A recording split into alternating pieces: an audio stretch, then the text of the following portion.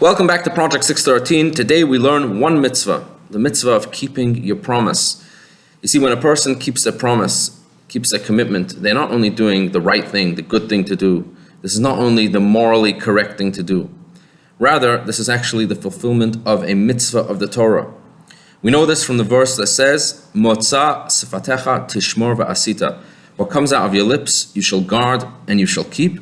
And this teaches us that we have a mitzvah, that any time a person takes upon themselves any sort of verbal commitment, either as an oath where they promise something in the name of Hashem, or as a vow if they take upon themselves a certain behavior, either to do something or not to do something, or if they make a pledge to charity, or a korban, a sacrifice.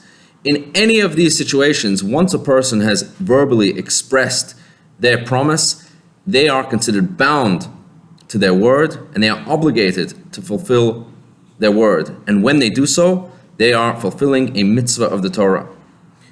The Torah actually repeats this mitzvah a second time, and the verse says, Kechol hayotzeh mipiv ya'aseh, whatever comes out of one's mouth, one has to fulfill.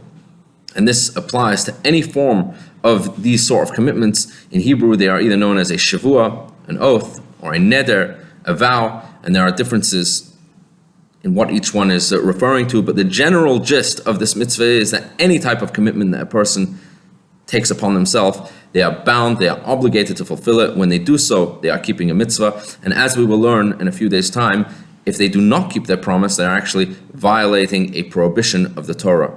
More about this tomorrow. We will also be learning about why it's so common, the phrase of beli neder. This is very much connected with this idea of the Torah considering the word and the commitment, the promise of a person to be so serious, and this is one of the reasons why people say beli neder when they take upon themselves a commitment, but more about that tomorrow.